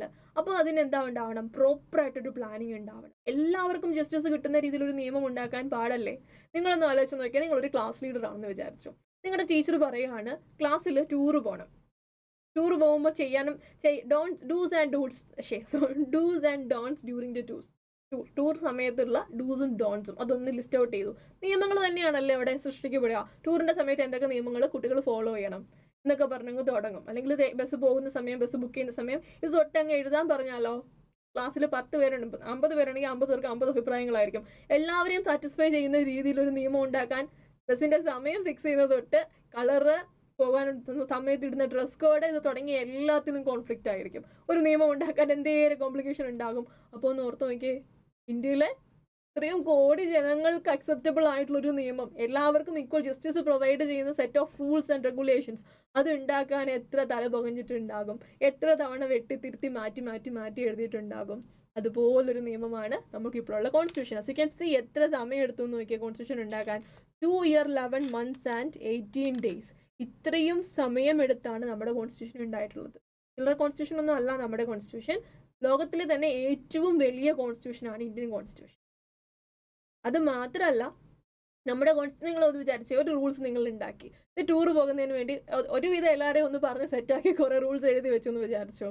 ടൂർ പോകുന്ന സമയം തൊട്ടിട്ട് അതിന് എത്രത്തോളം മാറ്റം വരുത്തും. ആ ക്ലോസ് മാറ്റണം, ഈ ക്ലോസ് മാറ്റണം, ഇറങ്ങുന്ന സമയം മാറ്റണം, ഡ്രസ് കോഡ് മാറ്റണം, അല്ലെങ്കിൽ ഇങ്ങനെ ഒരുപാട് മാറ്റങ്ങൾ ആ റൂൾസിൽ വന്നുകൊണ്ടിരിക്കും. നല്ല രീതിയിൽ പ്ലാൻ ചെയ്തിട്ടാണെങ്കിലോ മാറ്റങ്ങളുടെ എണ്ണം കുറവായിരിക്കും, അല്ലേ? തുടക്കത്തിൽ നല്ല രീതിയിൽ ഡിസ്കസ് ചെയ്ത് എല്ലാവർക്കും അക്സെപ്റ്റബിൾ ആയിട്ടുള്ള റൂൾസ് ആണ് ഉണ്ടാക്കി വെച്ചിരിക്കുന്നതെങ്കിലോ പിന്നീട് മാറ്റങ്ങളുടെ എണ്ണം കുറവായിരിക്കും. അതിനുള്ള ബെസ്റ്റ് എക്സാമ്പിൾ ആണ് നമ്മുടെ കോൺസ്റ്റിറ്റ്യൂഷൻ ഫൈനൽ ഔട്ട് ആവുന്നതിന് മുൻപ്, അതായത് ആദ്യമായിട്ട് കോൺസ്റ്റിറ്റ്യൂഷൻ ആപ്ലിക്കബിൾ ആയത് 1950 അതിന് മുമ്പ് 2000-ഓളം അമെൻമെന്റുകൾ, ചേഞ്ചസ് കോൺസ്റ്റിറ്റ്യൂഷനിൽ വരുത്തിയിട്ടുണ്ട്, അല്ലേ? അപ്പോൾ ഏതെങ്കിലും ഒരു പ്രൊവിഷൻ കൊണ്ടുവരും, അപ്പോൾ കുറേ പേര് ചർച്ച ചെയ്യും, അന്നേരം അതിന് വേറൊരു പ്രശ്നം ഉണ്ടെന്ന് പറയും, അത് പിന്നെ മാറ്റും, അങ്ങനെ മാറ്റി അംബേദ്കർ പോലുള്ള ആളുകളുടെ വളരെ ഇന്റലിജന്റ് ആയിട്ടുള്ള തോട്ട് പ്രോസസ്സിന്റെ ഭാഗമായിട്ട് കുറേ അധികം ചേഞ്ചസിന് ശേഷം കോൺസ്റ്റിറ്റ്യൂഷൻ ഔട്ടായിട്ട് ഇപ്പോൾ എത്ര വർഷമായി, അല്ല? നമ്മൾ 75 ഇയേഴ്സിനൊക്കെ സെലിബ്രേഷനിലേക്ക് നടക്കുകയാണ്. ഇത്രയും വർഷം കൊണ്ട് 100, 105, 106 ആ ഒരു റേഞ്ചിനുള്ള അമെൻമെന്റുകൾ മാത്രമേ നമ്മുടെ കോൺസ്റ്റിറ്റ്യൂഷനിൽ വന്നിട്ടുള്ളൂ. അതായത് കോൺസ്റ്റിറ്റ്യൂഷൻ ഔട്ടായതിനു ശേഷം അത്രയും ചേഞ്ചസ് വന്നിട്ടുള്ളൂ. That means it was A well written constitution. അത്രയും പ്ലാൻഡ് ആണ്, അത്രയും ഡിസ്കഷൻസും അത്രയും സ്ട്രാറ്റജീസും അതിൻ്റെ ഫ്രണ്ടിൽ ബാക്കിൽ എന്ത് ചെയ്തിട്ടുണ്ട്, എക്സിക്യൂട്ട് ചെയ്തിട്ടുണ്ട് കോൺസ്റ്റിറ്റ്യൂഷൻ ഉണ്ടാക്കിയ ആളുകൾ. സോ ഈ ഒരു കോൺസ്റ്റിറ്റ്യൂഷനെ ബേസ് ചെയ്തിട്ടാണ് നമ്മുടെ ഇന്ത്യയിലുള്ള എല്ലാ നിയമങ്ങളും വരുന്നത്. നിങ്ങൾ ഏത് നിയമം പഠിച്ചാലും ആ നിയമം ആ രാജ്യത്ത് ഉണ്ടായതിൻ്റെ കാരണം നമ്മളുടെ ഇന്ത്യൻ കോൺസ്റ്റിറ്റ്യൂഷൻ, അല്ലെങ്കിൽ ഇന്ത്യയിൽ ഉണ്ടായതിൻ്റെ കാരണം ഇന്ത്യൻ കോൺസ്റ്റിറ്റ്യൂഷൻ അത് അനുവദിക്കുന്നത് കൊണ്ടാണ്. അതായത് ഇപ്പം റീസെൻ്റ് ആയിട്ട് വന്നൊരു നിയമം, നിങ്ങൾക്കെല്ലാം പരിചയമുള്ള നിയമമായിരിക്കും, റൈറ്റ് ടു ഇൻഫർമേഷൻ, വിവരാവകാശ നിയമം, അല്ലെ? 2005 വന്നതാണ്. അതിലെന്താ പറയുന്നത്? ഇന്ത്യയിലെ പബ്ലിക് ഓഫീസുകളിൽ നടക്കുന്ന അഫയേഴ്സ് അത് എന്ത് തന്നെ ആണെങ്കിലും അത് അറിയാനുള്ള അവകാശം 100% അല്ല, അറിയണമെന്ന് ഗവൺമെന്റിന് തോന്നുന്ന എല്ലാ കാര്യങ്ങളും പബ്ലിക്കിന് എന്ത് ചെയ്യാം, അറിയാനുള്ള അവകാശം ഉണ്ടായിരിക്കും എന്ന് പറഞ്ഞ് റൈറ്റ് ടു ഇൻഫർമേഷൻ ആക്ട് വന്നില്ലേ? ആ ഒരു വിവരാവകാശ നിയമപ്രകാരം നിങ്ങൾക്ക് നിങ്ങളുടെ ആൻസർ ഷീറ്റുകളൊക്കെ എടുക്കാൻ പറ്റുന്നുണ്ട് വളരെ ഒരു ചെറിയ കോസ്റ്റിൽ. അതുപോലെ തന്നെ നിങ്ങൾ ഗവൺമെന്റിന് എന്തെങ്കിലും ഒരു ആപ്ലിക്കേഷൻ കൊടുത്തു കഴിഞ്ഞാൽ പണ്ട് പറയും അത് അടുത്ത ഓഫീസിൽ പോയി എന്ന് പറഞ്ഞിരിക്കും. ഇപ്പം അങ്ങനെയാണോ? ഇല്ല. നിങ്ങൾക്ക് ആപ്ലിക്കേഷൻ ID വെച്ച് ലോഗിൻ ചെയ്ത് കഴിഞ്ഞാൽ നിങ്ങൾക്ക് ഓൺലൈനായിട്ട് തന്നെ നിങ്ങളുടെ ആപ്ലിക്കേഷൻ്റെ സ്റ്റേജസ്, അത് എവിടെയാണ് സ്റ്റക്ക് ആയിട്ടിരിക്കുന്നത്, എത്ര ദിവസമായിട്ട് ആ ഓഫീസിലുണ്ട്, ഈ വക കാര്യങ്ങളെല്ലാം അറിയാൻ പറ്റും. ഇതൊക്കെ ശരിക്കും എന്തിൻ്റെ ഔട്ട്പുട്ടാണ്? ഈ പറയുന്ന റൈറ്റ് ടു ഇൻഫർമേഷൻ ആക്ടിൻ്റെ ഔട്ട്പുട്ടാണ്. സോ എങ്ങനെയാണ് ഈ റൈറ്റ് ടു ഇൻഫർമേഷൻ ആക്ട് നിലവിൽ വന്നത്? ബിക്കോസ് ഭരണഘടനയിൽ ക്ലിയർ ആയിട്ട് പറഞ്ഞിട്ടുണ്ട് ജനങ്ങൾക്ക് പബ്ലിക് ഓഫീസിൽ അല്ലെങ്കിൽ ഇൻഫർമേറ്റീവ് ആയിട്ടിരിക്കാനുള്ള ഫണ്ടമെന്റൽ റൈറ്റ് ജനങ്ങൾക്കുണ്ട് എന്ന് ഭരണഘടനയിൽ പറഞ്ഞിട്ടുണ്ട്. അത് ഉണ്ടാവണമെങ്കിൽ, അത് സാധ്യമാകണമെങ്കിൽ എന്ത് വേണം? അതിനൊരു ആക്ട് വേണം, ഒരു നിയമം വേണം. അങ്ങനെ വന്ന ആക്ടാണ് റൈറ്റ് ടു ഇൻഫർമേഷൻ ആക്ട്. അതുപോലെ നിങ്ങൾ ചുറ്റും കാണുന്ന എല്ലാ നിയമങ്ങളുടെയും സോഴ്സ് അല്ലെങ്കിൽ ബേസ് എന്ന് പറയുന്നത് കോൺസ്റ്റിറ്റ്യൂഷൻ ആണ്. So according to the constitution നമ്മുടെ ഇന്ത്യൻ സിസ്റ്റത്തെ എങ്ങനെ ഡിവൈഡ് ചെയ്തിട്ടുണ്ട്? നമ്മുടെ ഇന്ത്യയിൽ ലെജിസ്ലേറ്റീവ്സ് ഉണ്ട്, എക്സിക്യൂട്ടീവ്സ് ഉണ്ട്, ജുഡീഷ്യൽ സിസ്റ്റം ഉണ്ട്. നിങ്ങൾക്ക് ഫെമിലിയർ തന്നെ ആയിരിക്കും ഈ സിസ്റ്റങ്ങൾ. അത് ലെജിസ്ലേറ്റീവ്സ് എന്ന് പറയുമ്പോൾ അതിൽ എന്താ പെടുക? ലെജിസ്ലേറ്റ് ചെയ്യുന്നവർ, ലോ ഉണ്ടാക്കുന്ന ആളുകൾ. നമ്മുടെ രാജ്യസഭ, ലോക്സഭയിൽ സൈൻ ചെയ്തിട്ടാണ് ഓരോ ബില്ലുകളും നിയമമായിട്ട് മാറുന്നത് എന്നൊക്കെ നിങ്ങൾക്ക് നെക്സ്റ്റ് അറിയുന്നവരുണ്ടാവും, അറിയാത്തവരുണ്ടാവും, പക്ഷെ കുഴപ്പമില്ല, നമുക്കിത് പഠിക്കാം. ഇങ്ങനെയൊക്കെയല്ലേ അറിയുന്നല്ലേ കാര്യങ്ങൾ. നോക്കിയാൽ നമുക്ക് ലെജിസ്ലേറ്റീവ് വിങ് ഉണ്ട്, അതുപോലെ തന്നെ എക്സിക്യൂട്ടീവ് വിങ് ഉണ്ട്, ജുഡീഷ്യൽ വിങ് ഉണ്ട്. അപ്പോൾ ഒരു നിയമം വേണമെന്ന് തോന്നിക്കഴിഞ്ഞാൽ ലെജിസ്ലേറ്റീവ് വിങ്ങിൽ രാജ്യസഭയ്ക്കും ലോക്സഭയ്ക്കും ഒക്കെ അണ്ടറിൽ ഡിപ്പാർട്ട്മെന്റുകളുണ്ട്. അവരെന്ത് ചെയ്യും? ഒരു ഡ്രാഫ്റ്റ് പ്രിപ്പയർ ചെയ്യും. ആ ഡ്രാഫ്റ്റിനെ ബേസ് ചെയ്തിട്ടായിരിക്കും ചർച്ചകൾ നടക്കുന്നുണ്ടാവുക, ഒരു നിയമത്തിന്റെ ഡ്രാഫ്റ്റ്. ആ ഡ്രാഫ്റ്റ് 2 ഹൗസിലും, രാജ്യസഭയിലും ലോക്സഭയിലും പാസ്സായി കഴിഞ്ഞാൽ പ്രസിഡന്റിന്റെ അസെന്റ്, പ്രസിഡന്റും കൂടെ അതിനൊരു ഓക്കെ പറഞ്ഞു കഴിഞ്ഞാൽ ഒഫീഷ്യൽ ഗസറ്റ് ഓഫ് ഇന്ത്യ എന്ന് പറയുന്ന സൈറ്റിൽ ആ നിയമം പ്രസിദ്ധീകരിക്കും. അന്ന് തൊട്ടായിരിക്കും ഒരു നിയമം ഇന്ത്യയിലെ ജനങ്ങൾക്ക് ആപ്ലിക്കബിൾ ആവുന്നുണ്ടാവുക. This is how the laws are made. ഇതാണ് ലോസ് ഉണ്ടാക്കുന്ന ഒരു രീതി എന്ന് പറയുന്നത്. ഇങ്ങനൊരു ലോ ഉണ്ടാക്കി വെച്ചതുകൊണ്ട് മാത്രം ഇന്ത്യയിലുള്ള എല്ലാവർക്കും ആ നിയമം ആപ്ലിക്കബിൾ ആകുമോ? ഇല്ല, അത് നടപ്പിലാക്കണം, അല്ലേ? നമുക്കറിയാം മോട്ടോർ വെഹിക്കിൾ ആക്ട് എന്ന് പറഞ്ഞൊരു ആക്ട് ഉണ്ടായിട്ട് കാര്യമില്ല, അല്ലെ? നിയമം തെറ്റിക്കുന്ന ആളെ പിടിക്കണം, പണിഷ് ചെയ്യണം, വെട്ടിയെടുക്കണം. ഇതൊക്കെ ചെയ്താലല്ലേ ആ നിയമം പ്രാബല്യത്തിൽ വന്നു എന്ന് പറയാൻ പറ്റുള്ളൂ. സോ അതെന്ത് ചെയ്യണം? എക്സിക്യൂട്ട് ചെയ്യണം, നിയമം എക്സിക്യൂട്ട് ചെയ്യണം. അങ്ങനെ എക്സിക്യൂട്ട് ചെയ്യാൻ വേണ്ടി ആരുണ്ട്? നമുക്ക് നമ്മുടെ കൗൺസിൽ ഓഫ് മിനിസ്റ്റേഴ്സ്, അതിൻ്റെ ഹെഡായിട്ട് പ്രൈം മിനിസ്റ്റർ, അതുകൂടാതെ നമ്മുടെ സിവിൽ സർവൻസിൻ്റെ ഒക്കെ പോലീസുകാർ, ഈ ഒരു കാറ്റഗറീസ് എല്ലാം നിയമപാലകരാണ്, നിയമം എക്സിക്യൂട്ട് ചെയ്യാനുള്ള ആളുകളാണ്. അവർ വഴിയായിരിക്കും ഒരു നിയമം എക്സിക്യൂട്ട് ചെയ്യുന്നുണ്ടാവുക. ഇനി ഈ എക്സിക്യൂട്ട് ചെയ്യുന്ന നിയമത്തിനുള്ളിൽ ആളുകൾ തമ്മിൽ കോൺഫ്ലിക്റ്റുകളും ഇന്റർപ്രിട്ടേഷനും പിന്നെയും പ്രശ്നങ്ങൾ ഉണ്ടെങ്കിൽ ഓരോ നിയമവും മനസ്സിലാക്കുന്നത് 2 രീതിയിലാണെങ്കിൽ ഇതിനൊക്കെ സൊല്യൂഷൻസ് ആര് കൊടുക്കും? ജുഡീഷ്യൽ സിസ്റ്റം കൊടുക്കും. നമുക്കറിയാം, നമുക്കൊരു സുപ്രീം കോർട്ട് ഉണ്ട്, അതിൻ്റെ താഴെ ഹൈക്കോർട്ട് ഉണ്ട്, അതിൻ്റെ താഴെ ഡിസ്ട്രിക്ട് കോർട്ടുകൾ, സബോർഡിനേറ്റ് കോർട്സുകൾ വേറെ ഒരുപാടുണ്ട്. ഈ ഒരു ഹൈറാർക്കിയിലാണ് നമ്മുടെ കോർട്ട് സിസ്റ്റം വർക്ക് ചെയ്യുന്നത്. സോ ഈ 3 വിങ് ആയിരിക്കും ഇന്ത്യയിൽ നിയമ നിർമ്മാണവും നിയമ എക്സിക്യൂഷനും അതുപോലെ തന്നെ അതിലെ കോൺഫ്ലിക്ട് പ്രശ്നങ്ങൾ ഒഴിവാക്കലും ഒക്കെ ചെയ്യുന്നുണ്ടാവുക എന്ന് കോൺസ്റ്റിറ്റ്യൂഷൻ പറഞ്ഞു വെച്ചു. ഈ കോൺസ്റ്റിറ്റ്യൂഷനെ ബേസ് ചെയ്താണ് നമ്മൾ ഇപ്പോഴത്തെ രീതിയിൽ വർക്ക് ചെയ്യുന്നുണ്ടാവുക. ഇനി ഹൗ ദേ ആർ മെയ്ഡ് എന്നുള്ള കാര്യത്തിൽ നമ്മൾ ചെറിയൊരു ബ്രീഫ് എടുത്തു അല്ലെ, എങ്ങനെയാണ് ഒരു ലോ ഉണ്ടാക്കുന്നത് എന്നുള്ളത്. സോ ഒരു കംസ് ഇൻ ടു ഫോഴ്സ് എന്ന് പറയുമ്പോഴത്തേക്ക് ഇപ്പോൾ നമ്മൾ ഈ പറഞ്ഞ കാര്യങ്ങൾ തന്നെ അവിടെ എഴുതിയിട്ടുള്ളത്. ആദ്യം ഒരു ഡ്രാഫ്റ്റ് പ്രിപ്പയർ ആകും, പിന്നെ ലോക്സഭ രാജ്യസഭ ഡിസ്കഷൻ നടത്തും, പ്രസിഡന്റിന്റെ സൈൻ കിട്ടും, പിന്നെ അത് ഒഫീഷ്യൽ ഗസറ്റിൽ വരും. ഇനി നമുക്ക് മനസ്സിലാക്കേണ്ട ഒരു കാര്യം എന്ന് പറഞ്ഞത് ആക്ട്, റൂള്, ബേസിക് ആയിട്ടുള്ള കാര്യമാണ്. അതായത് നിങ്ങളെ സബ്ജക്റ്റ് ആയിട്ട് നിങ്ങൾ ഒരു ലോ എടുത്ത് പഠിക്കും, നിങ്ങൾ അതിനകത്ത് ആക്ട് കാണും, റൂള് കാണും, ഇടയ്ക്ക് ലോസ് എന്ന് പറയുന്നുണ്ടാകും. അപ്പോൾ ഈ ലോസ്, റൂൾസ്, ആക്ട്, റെഗുലേഷൻസ് ഇതെല്ലാം ഒന്ന് തന്നെയാണ്. ഇതൊക്കെ തമ്മിൽ എന്താ വ്യത്യാസം തോന്നും. അത് ഏത് പ്രൊഫഷണൽ കോഴ്സ് ആണ് നിങ്ങൾ ചൂസ് ചെയ്യുന്നതെങ്കിലും തോന്നും. സോ അതിലൊരു ക്ലാരിറ്റിയും കൂടെ നമുക്ക് എന്ത് ചെയ്യാം, ഈ ബേസിക്സിൻ്റെ കൂടെ തന്നെ ക്ലിയർ ആക്കി പോകാം. അതായത് ഒരു ആക്ട് എന്ന് പറഞ്ഞാൽ ബെയർ ആക്ട് ആണ്. അതായത് രാജ്യസഭ ലോക്സഭയിലൊക്കെ പാസ്സായിട്ട് ഡ്രാഫ്റ്റ് പ്രിപ്പയർ ചെയ്ത് ഞാൻ വരും എന്ന് പറഞ്ഞില്ല. ഇപ്പോൾ കുറേ കാര്യങ്ങൾ എഴുതിയിട്ടുണ്ടാകും. ഇപ്പോൾ ഒരു കമ്പനീസ് ആക്ട് എടുക്കുന്നെങ്കിൽ ഓരോ കമ്പനി എന്ത് ചെയ്യണം, എന്ത് ചെയ്യാൻ പാടില്ല, എങ്ങനെ മീറ്റിംഗ് വിളിക്കണം, എങ്ങനെ ഓഡിറ്ററിനെ അപ്പോയിന്റ് ചെയ്യണം, അങ്ങനെ കുറേ അധികം കാര്യങ്ങൾ ആക്ടിൽ എഴുതി വെച്ചിട്ടുണ്ടായിരിക്കും. മോട്ടോർ വെഹിക്കിൾ ആക്ട് ആണെങ്കിൽ റോഡിൽ എന്തൊക്കെ ചെയ്യാൻ പാടുണ്ട്, എന്തൊക്കെ ചെയ്യാൻ പാടില്ല, നമ്മളിപ്പോൾ കണ്ടില്ലേ, അതുപോലെ കുറേ അധികം കാര്യങ്ങൾ എഴുതി വെച്ചിട്ടുണ്ടാകും. അതാണ് ആക്ട്, അതൊരു ബെയർ ആക്ട് ആണ്. ഇനി ഈ ആക്ട് ഉണ്ടാക്കുന്നത് ഡ്രാഫ്റ്റ് കമ്മിറ്റിയാണ് എന്നൊക്കെ നമ്മൾ പറഞ്ഞു. ഓർത്ത് നോക്കിയേ, ഇങ്ങനെ ഒരു ആക്ടിന്റെ ഉള്ളിൽ മൈന്യൂട്ട് ആയിട്ടുള്ള സബ് ലോസസ് ഉണ്ടാവാൻ ചാൻസ് ഉണ്ടോ? അതായത് മോട്ടോർ വെഹിക്കിൾ ആക്ടിൽ റൈറ്റ് സൈഡിൽ കൂടെ ഓവർടേക്ക് ചെയ്യാനേ പാടുള്ളൂ, ലെഫ്റ്റ് സൈഡിൽ കൂടെ പോകാൻ പാടില്ല എന്ന് എഴുതി വെച്ചിട്ടുണ്ടാവുള്ളൂ. അങ്ങനെ ലെഫ്റ്റ് സൈഡിൽ കൂടെ പോയി കഴിഞ്ഞാൽ എന്താണ് പണിഷ്മെന്റ് കൊടുക്കുക, എത്ര രൂപ പണിഷ്മെന്റ് കിട്ടും, അല്ലെങ്കിൽ അതിന്റെ കോൺസിക്വൻസസ് എന്തായിരിക്കും, ആരാണ് ഈ ഫൈൻ കളക്ട് ചെയ്യുന്നത്, ഈ കളക്ട് ചെയ്യുന്ന ഫൈൻ എങ്ങോട്ട് പോകണം, ഈ അങ്ങനെയൊക്കെ കുറേ അധികം അതോറിറ്റീസ് ആരൊക്കെയാണ്, ഏത് ഡിപ്പാർട്ട്മെന്റ് വേണം ഇത് കൈകാര്യം ചെയ്യാൻ, ഇങ്ങനെയുള്ള കുഞ്ഞു കാര്യങ്ങളൊക്കെ ഒരു പെയർ ആക്ടിനുള്ളിൽ എഴുതി വെക്കാൻ പറ്റുമോ? ഇല്ല. ആക്ട് എന്ന് പറയുന്നത് ഒരു 1, 2, 3 ഇട്ട് സെക്ഷൻ നമ്പേഴ്സ് ഇട്ട് എഴുതി വരുന്നൊരു ബെയർ ആക്ട് ആണെന്ന് വിചാരിച്ചാൽ മതി. എന്താണെന്നൊക്കെ നമുക്ക് ഡീറ്റെയിൽ ആയിട്ട് കാണാം. നോക്കിയാൽ അതിനുള്ളിൽ എഴുതി വെക്കാൻ പറ്റുമോ? ഇല്ല. സോ ഡീറ്റെയിൽ, ഭയങ്കര ഡീറ്റെയിൽ ആയിട്ട് പോകും അല്ലേ. അപ്പോൾ അത് ഉണ്ടാവാൻ വേണ്ടി അത് ഉണ്ടാവില്ല. പകരം അത് എവിടെയാകും ഉണ്ടാവുക? ഓരോ നിയമത്തിലെ ഓരോ പ്രൊവിഷൻസും എക്സിക്യൂട്ട് ചെയ്യണമെന്നുണ്ടെങ്കിൽ അതിന് ഇതുപോലുള്ള റൂൾസുകൾ വരും. സബ് ലോസ് അല്ലെങ്കിൽ ബൈലോസസ് എന്നൊക്കെ വേണമെങ്കിൽ നമുക്ക് വിളിക്കാം.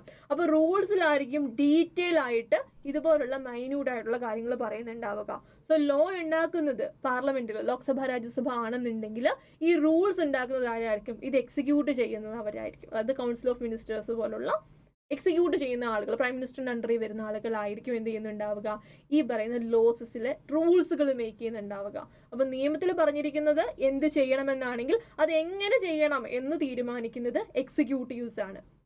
ഇനി ഇത് ചെയ്യുന്നതിനകത്ത് എന്തെങ്കിലും പ്രശ്നം ഉണ്ടെങ്കിൽ അത് റിസോൾവ് ചെയ്യുന്നത് ജുഡീഷ്യറിയുമായിരിക്കും. സോ ആക്ട് ഉണ്ട്, റൂൾസ് ഉണ്ട്. ഇനി അപ്പം ലോ എന്ന് പറയുന്നത് എന്താണ് ശരിക്കും അവിടെ നിങ്ങൾ ഉദ്ദേശിക്കുന്നത്? ആക്ട് എന്ന് പറയുന്നത് ആദ്യം വരുന്ന ആ ഒരു ഫ്രെയിംവർക്ക് 1, 2, 3 ഇട്ടിട്ട് എന്തൊക്കെ ചെയ്യണം, എന്തൊക്കെ ചെയ്യാൻ പാടില്ല എന്ന് പറയുന്ന ഒരു ഓവറോൾ പിക്ചർ ആണെങ്കിൽ മൈന്യൂട്ട് ആയിട്ടുള്ള സബ് ഡീറ്റെയിൽസ് എന്ന് പറയുന്നത് റൂൾസ് ആണ്. ഇതിൽ എന്തെങ്കിലും പ്രശ്നം ഉണ്ടെങ്കിൽ കോടതി അതിനൊരു സൊല്യൂഷൻ കൊടുക്കും. അതിനെ നമ്മൾ എന്ത് വിളിക്കും?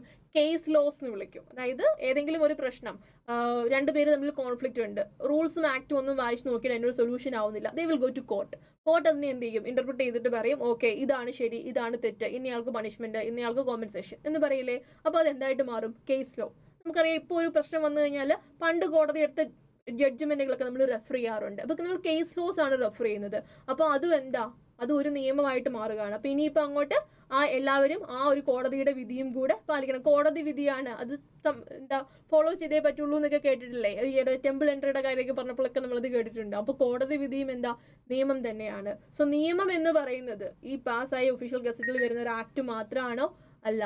ലോ എന്ന് നമ്മൾ വിളിക്കുന്നത് ഈ ആക്ടിനെയും ഈ റൂൾസിനെയും കോടതിയുടെ ജഡ്ജ്മെന്റ് ആയിട്ടുള്ള കേസ് ലോസിനെയും അതുകൂടാതെ എക്സിക്യൂട്ടീവ്സ് ഇറക്കുന്ന സർക്കുലേഴ്സ്, നോട്ടിഫിക്കേഷൻസ്, ഇതിനെ എല്ലാത്തിനെയും കൂടെ ചേർന്നിട്ടാണ് നമ്മൾ നിയമം എന്ന് വിളിക്കുന്നത്.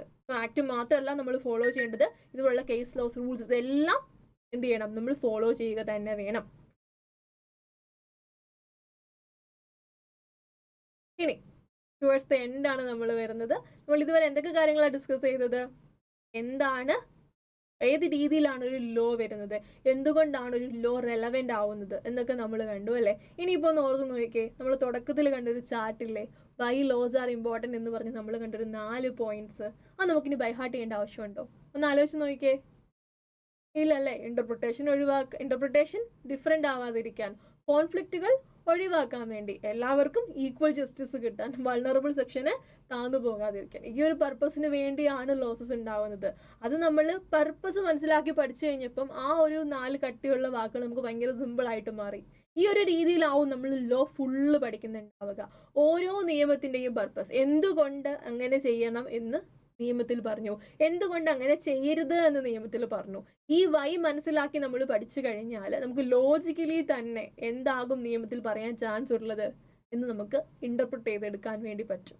ആ രീതിയിൽ നിങ്ങൾ ലോ പഠിക്കുകയാണെന്നുണ്ടെങ്കിൽ ലോ നിങ്ങൾക്ക് ഭയങ്കര കംഫർട്ടബിൾ ആയിട്ടുള്ള ഒരു സബ്ജക്റ്റ് ആയിരിക്കും, ഇഷ്ടപ്പെടുന്ന ഒരു സബ്ജക്റ്റ് ആയിരിക്കും, പുതിയ അറിവുകളായിരിക്കും നിങ്ങൾക്ക് കിട്ടുന്നുണ്ടാവുക. അപ്പോൾ നിങ്ങൾ നിങ്ങളുടെ ഡെയിലി ലൈഫിനിടയിലും ഇതുപോലുള്ള പുതിയ ലോസസ് എങ്ങനെയൊക്കെ രീതിയിൽ നിങ്ങളുടെ ലൈഫിൽ ഇങ്ങനെ ഇടയ്ക്ക് അറിഞ്ഞു അറിയാതെയും കയറി ഇറങ്ങി പോകുന്നുണ്ടോ എന്നുള്ള കാര്യങ്ങൾ ജസ്റ്റ് ഒന്ന് ചിന്തിച്ചു തുടങ്ങുക. എപ്പോഴെങ്കിലുമൊക്കെ ഏതെങ്കിലുമൊക്കെ ഒരു പ്രോഡക്റ്റ് ഒക്കെ എടുക്കുമ്പോൾ ഇപ്പോൾ നിങ്ങൾക്ക് കാണാം, പണ്ടുള്ളതിൽ നിന്ന് വ്യത്യസ്തമായിട്ട് പ്രോഡക്റ്റിൻ്റെ MRP എഴുതുന്ന കൂടെ പെർ യൂണിറ്റിന് എത്രയാണ് എന്നും കൂടി എഴുതി വെച്ചിട്ടുണ്ടാകും. ആ മാറ്റം എപ്പോഴാണ് വന്നിട്ടുണ്ടാവുക? ഒന്നെങ്കിൽ ഒരു കോടതി വിധിയായിരിക്കും, അല്ലെങ്കിൽ ഒരു നിയമത്തിൽ വന്ന ചേഞ്ചസ് ആയിരിക്കും. സോ അതേതാണ് നിയമം? ഒന്ന് ഗൂഗിൾ സെർച്ച് ചെയ്ത് നോക്കുക. അങ്ങനെ ഈച്ച് ആൻഡ് എവറി ടൈം നിങ്ങൾ കാണുന്ന എല്ലാത്തിലും ഓരോരോ നിയമങ്ങൾ ലിങ്ക്ഡ് ആണെന്ന് മനസ്സിലാക്കി ആ നിയമം ഏതാണെന്ന് ഒന്ന് ബാക്ക് വർക്ക് ചെയ്യുക, ഒരു ചെറിയൊരു ഗൂഗിൾ സെർച്ച് ചെയ്ത് നോക്കുക. അങ്ങനെ ഗ്രാജുവലി നിങ്ങൾക്ക് എന്ത് ചെയ്യാൻ വേണ്ടി പറ്റും? ലോസസിനെ ഇഷ്ടപ്പെടാൻ വേണ്ടി തുടങ്ങും. ആ ഒരു രീതിയിൽ നിങ്ങൾ ലോ പഠിക്കുമ്പോഴായിരിക്കും ലോ ഭയങ്കര കംഫർട്ടബിൾ ആയിട്ട് വരുന്നുണ്ടാവുക. ഇനി നിങ്ങളുടെ സിലബസിൻ്റെ പാർട്ടായിട്ട് നിങ്ങൾക്ക് പഠിക്കാനുള്ള നിയമങ്ങൾ എന്തൊക്കെയാണ് നമുക്ക് ജസ്റ്റ് ഒന്ന് നോക്കാം. ഇൻ ഡെപ്തിലേക്ക് നമ്മൾ ഒന്നും പോകുന്നില്ല, ജസ്റ്റ് എന്താണെന്നൊന്ന് നോക്കുന്നു മാത്രമേ ഉള്ളൂ. അതായത് നിങ്ങൾക്ക് കോൺട്രാക്ട് ആക്ട് പഠിക്കാനുണ്ട്. കോൺട്രാക്ട് ആക്ടിൽ ഫോർ എക്സാമ്പിൾ ബെയിൽമെന്റ് പോലുള്ള കുറച്ച് കാര്യങ്ങളുണ്ട്. അപ്പോൾ നിങ്ങൾ ഏതൊക്കെ ആക്ട് പഠിക്കണം എന്നുള്ളത് നമുക്കൊന്ന് നോക്കാം വളരെ ഫാസ്റ്റായിട്ട്. ഒത്തിരി ഡീറ്റെയിൽ ആയിട്ട് ഒന്നും പോകുന്നില്ല. ഓരോ ആക്ടും ഏത് രീതിയിൽ പഠിക്കാം എന്നുള്ളത് നിങ്ങൾക്ക് മനസ്സിലാവും. അതായത് നിങ്ങളുടെ സിലബസിൻ്റെ പാർട്ടായിട്ട് വരുന്നത് respective of what professional course you choose, ഇതിൽ അത്യാവശ്യം കോമൺ ആയിട്ട് വരുന്ന ലോസസ് മാത്രമേ ഞാൻ എടുത്തിട്ടുള്ളൂ, എല്ലാം ഒന്നും ഞാൻ എടുത്തിട്ടില്ല. ഇതിൽ കോൺട്രാക്ട് ആക്ട് ഫോർ എക്സാമ്പിൾ നിങ്ങൾ വേറൊരാൾ തമ്മിലുള്ള കോൺട്രാക്റ്റുകളെ ഗൈഡ് ചെയ്യുന്ന ആക്റ്റാണ് കോൺട്രാക്ട് ആക്ട്. ഫോർ എക്സാമ്പിൾ നിങ്ങളൊരു കാർ കൊണ്ട് റിപ്പയറിന് കൊടുക്കും, അതൊരു ബെയിൽമെൻറ്റ് കോൺട്രാക്റ്റ് ആണ്. കാർ റിപ്പയർ ചെയ്ത് കഴിഞ്ഞിട്ട് അയാൾ തിരിച്ചു തരണം. അതിൻ്റെ ഇടയ്ക്ക് കാറിന് എന്തെങ്കിലും പ്രശ്നങ്ങൾ പറ്റിക്കഴിഞ്ഞാൽ അത് ആര് കോമ്പൻസേറ്റ് ചെയ്യും? വർക്ക്ഷോപ്പ് ഓണർ കോമ്പൻസേറ്റ് ചെയ്യുമോ? അതുപോലെ നിങ്ങളൊരു തുണി തയ്ക്കാൻ കൊണ്ട് കൊടുത്തു അല്ലേ, അതിൽ മേളിലായ തയ്യക്കാരൻ വർക്ക് ചെയ്തു, കുറച്ച് വർക്കുകൾ ചെയ്യുന്നുണ്ടാകും, എന്നിട്ട് അതിൽ എന്തെങ്കിലും പ്രശ്നം പറ്റിയാൽ അതിൻ്റെ നഷ്ടം ആര് സഹിക്കും? ഇങ്ങനെ കുറേയധികം ഡൗട്ടുകൾ നമുക്ക് തോന്നത്തില്ലേ? ഇതൊക്കെ നിയമത്തിൽ സൊല്യൂഷൻ പറഞ്ഞിട്ടുണ്ട്. ഇങ്ങനെയുള്ള സ്പെഷ്യൽ ആയിട്ടുള്ള ചില കോൺട്രാക്റ്റുകൾ നിങ്ങൾ ഒരു പണയം വെക്കുമ്പോൾ ഏജൻസി, ഈ വക കാര്യങ്ങളൊക്കെ കവർ ചെയ്യുന്നത്, ഒരു പ്രിൻസിപ്പൽ ഏജന്റ് റിലേഷൻഷിപ്പ്, ഒരാളെ നമ്മൾ ഏജന്റ് ആയിട്ട് വെക്കുന്നു, ഇതൊക്കെ കവർ ചെയ്യുന്നത് ഏതാ? കോൺട്രാക്ട് ആക്ട് ആണ്.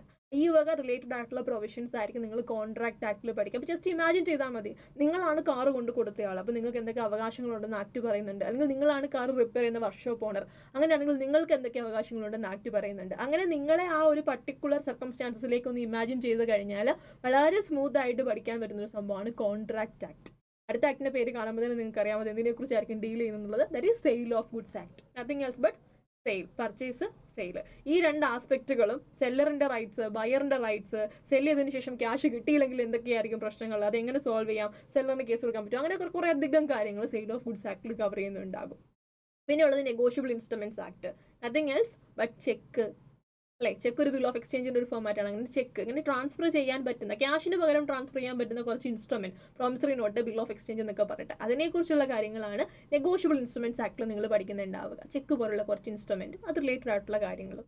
പിന്നെ വരുന്നത് പാർട്ട്ണർഷിപ്പ് ആക്ട്, അതായത് നിങ്ങൾ 2-3 പേര് ചേർന്നൊരു പാർട്ട്ണർഷിപ്പ് ബിസിനസ് ചെയ്യുന്നുണ്ട്. അങ്ങനെയാണെങ്കിൽ നിങ്ങൾ പ്രത്യേകിച്ച് ഒന്നും പറഞ്ഞിട്ടില്ലെങ്കിൽ പ്രോഫിറ്റ് എങ്ങനെ ഷെയർ ചെയ്യണം, ഒരു പാർട്ട്ണർ മരിച്ചു പോയാൽ എന്താണ് ചെയ്യേണ്ടത്, പുതിയൊരു പാർട്ട്ണറിനെ ആഡ് ചെയ്യുമ്പോൾ എന്തൊക്കെ ചെയ്യണം, ഇതൊക്കെ നിയമത്തിൽ ക്ലിയർ ആയിട്ട് പറഞ്ഞിട്ടുണ്ട്. ഇതാരും സ്വന്തം ഇഷ്ടപ്രകാരം അല്ല ചെയ്യുന്നത്. സ്വന്തം ഇഷ്ടപ്രകാരം വേണമെങ്കിൽ അവർക്കൊരു എഗ്രിമെന്റ് വെക്കാം. പ്രത്യേകിച്ച് ഒന്നും പറഞ്ഞിട്ടില്ലാത്ത കേസിൽ എന്ത് ചെയ്യണം എന്നുള്ളത് നിയമമാണ് ക്ലിയർ ആയിട്ട് പറയുക. ബിക്കോസ് അങ്ങനെ പറഞ്ഞില്ലെങ്കിൽ എന്ത് പ്രശ്നം ഉണ്ടാകും?